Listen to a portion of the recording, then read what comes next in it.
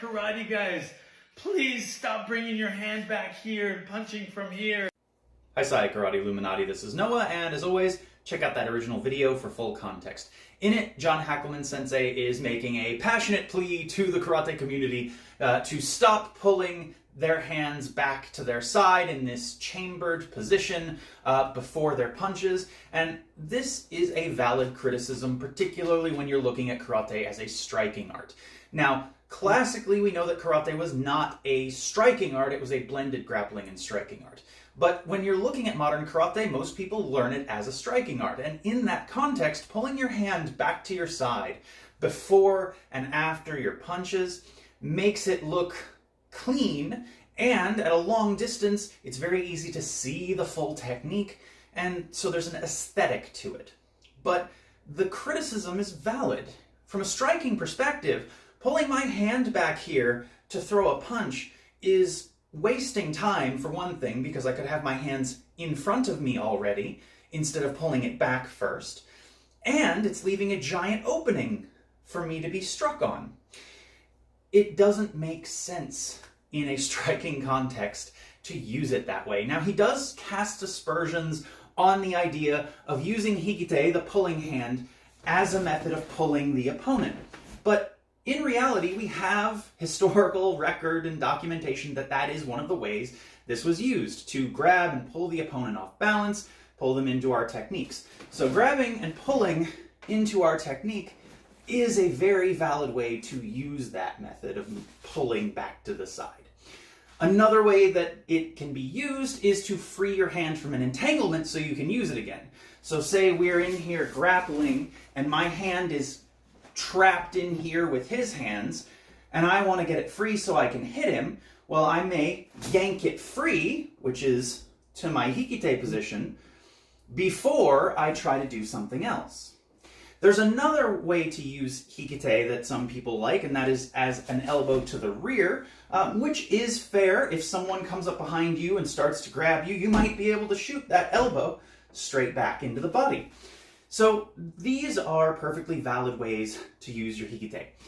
But if you are training a lot of punching from here without actually training it incorporating that pull with your opponent, then you're developing bad habits, because you don't have a reason to pull this hand back here, and you're practicing your punches from this position for no reason.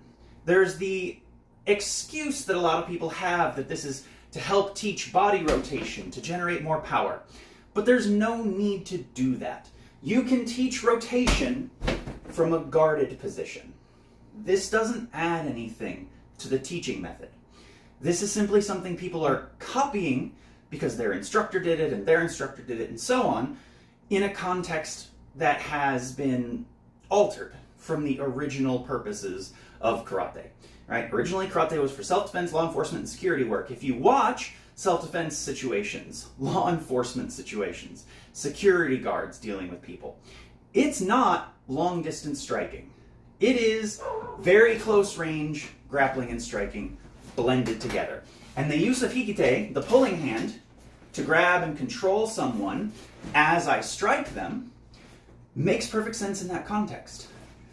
Getting tangled up in a grapple and needing to get my hand free so I can hit him again makes perfect sense. Even someone coming up and trying to grab me from behind and me shooting an elbow into their body makes sense. But pulling my hand back to here with nothing in it does not make sense. So, when I teach, I do not teach my students as a baseline for punching to punch from here unless we are specifically using it to pull something. So I start my students with this type of defensive posture, which has been coined the fence, right? Very simple, open hands in front of you, because I'm teaching for a self-defense context primarily. This looks defensive. Any witnesses nearby will see this as I'm not trying to get into a fight, as opposed to something like this, right? Because remember, in the vast majority of places, mutual combat, agreeing to fight someone, is illegal. So putting your fists up doesn't look good on CCTV footage and cell phone camera footage and witness accounts. This looks like I'm agreeing to fight. And if the other person hasn't put their hands up yet, this also looks like I'm starting the fight.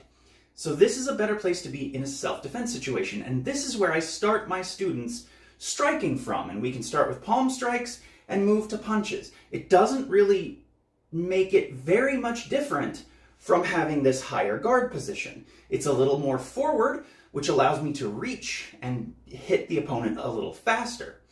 And I can very easily pull my hands back to my head to cover if need be. But the only time we would pull back is if we are pulling back some part of the opponent, and then we can punch them from that Hikite position. Or we're tangled up with someone. We started with this fence, and we got in close. We're tangled up. They're grabbing onto me. They're trying to get me controlled. I pull free, and I throw my shot. These sorts of specific situational training methods are important when you're looking at how to apply kata and even the kihon, the basics of karate. This pulling back as your basis for striking is not a good thing. You should not be doing that.